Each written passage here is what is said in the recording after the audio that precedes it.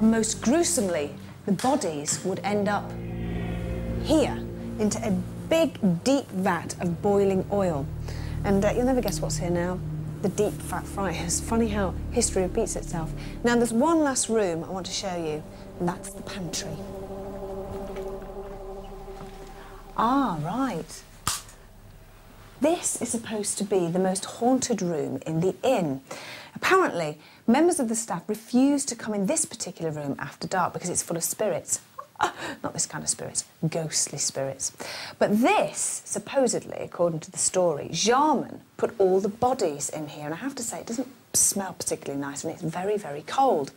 Now, what we've also done is we're going to put one of these mini cams up here, and we're going to let it run throughout the night, just in case we happen to pick anything up.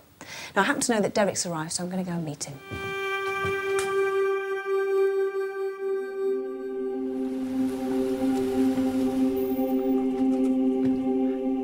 With the Most Haunted team complete, will we find a night at the Ostrich Inn too scary?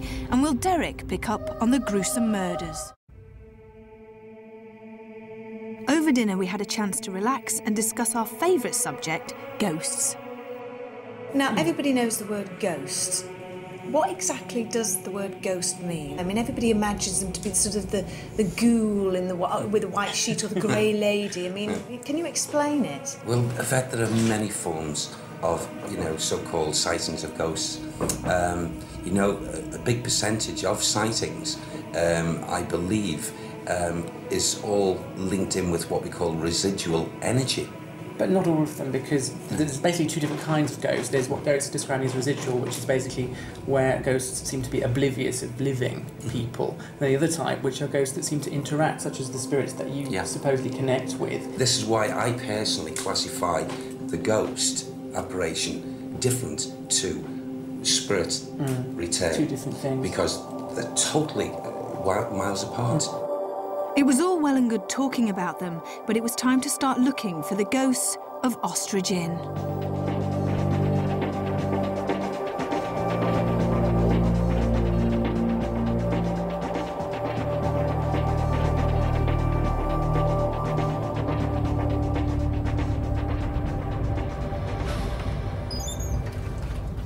OK, Derek, Jason, let's start off in this room. Okay. Are you picking anything up at all?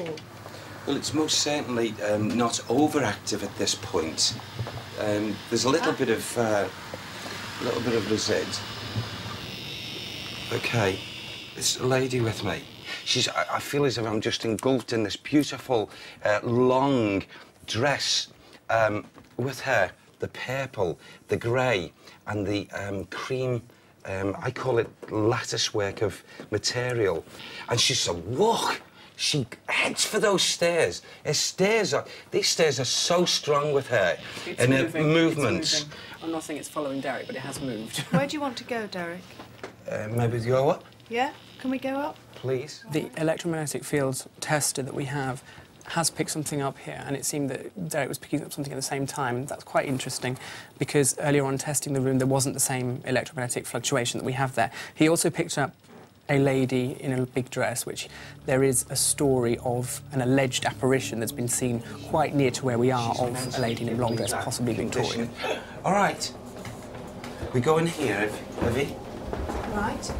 She wants me to go in here. It's a bit dark in here, though. This is where she comes. She likes to be here. In the ladies' loo? Yes.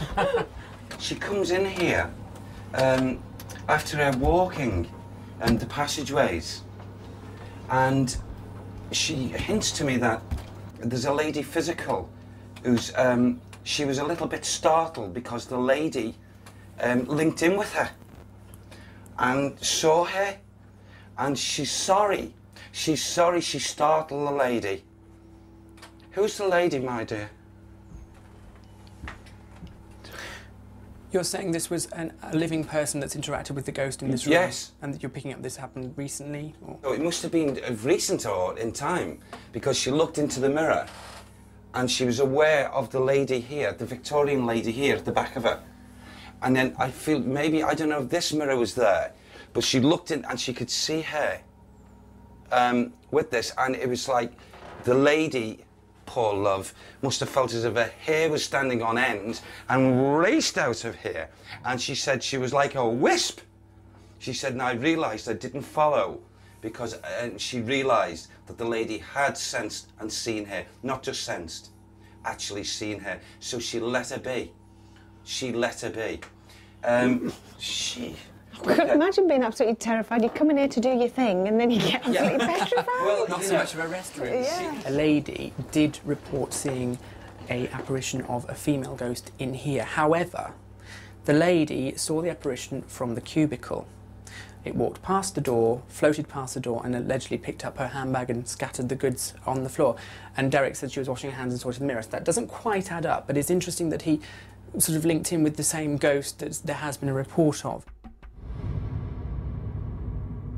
This person that was here earlier, off camera, is now not in evidence, so he's moved.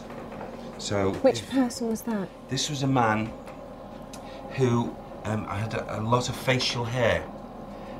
He superimposed me earlier. I felt as if I had a beard. I felt as if I had facial hair underneath my nose, moustache. And I felt rather an intolerant soul, yet not an evil person. But he's certainly not in evidence now. So he has moved, so he's moving about the premise. Right. Okay, we'll just come through this way, Vivian, because I feel as if I'm drawn very, very, very strongly here.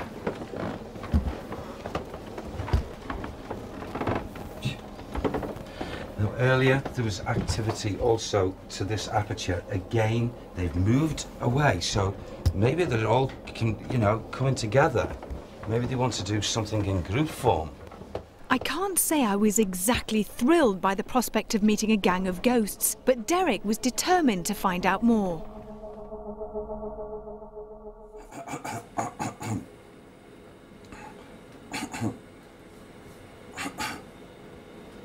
Sorry about this, it's just... What's that? What is it? What it is the individual energy that I'm picking up from the residual is I'm trying to build up the feelings of how this person, when he comes into this atmosphere, how he's feeling. He feels much more different when he's in this area as opposed to the ground floor.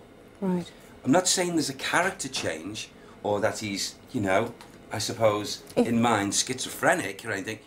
He feels happy and then sad, or he feels more comfortable in one level and then changes. He feels more comfortable in one level as opposed to the other. Right. I feel he reflects on this higher level of what he doesn't want to bring back in memory, what's happened on the ground level. I get that total difference. Why? Should we go back through here? Yes. Why is it that ghosts like... Thomas! Oh, crying out Sorry, loud! forgive me. Thomas! Thank you, that's better. I've got his voice. I've got his voice. Yes! Yes. Yes.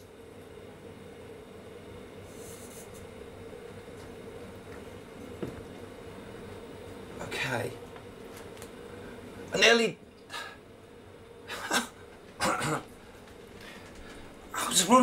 I was running. He was coming after me. And I got down and I hid. And he found me. Oh, come on. You all right? I got a ligature round my neck. Take it off. Take it off. Sam, take it off. Oh, You okay? yeah. You okay? Okay, fine, fine. His memory, in thoughts, oh, this person was, what did he call that, Sam? He's garroted. Is that the word? He was garroted. And then he was thrown in the water. Had he passed from the physical? He didn't feel that. His last memories were of his breath, and he couldn't breathe. And around his neck it had become so tight, but he wasn't aware of the water. He wasn't, but he was in the water. But he thought he got away, and he didn't.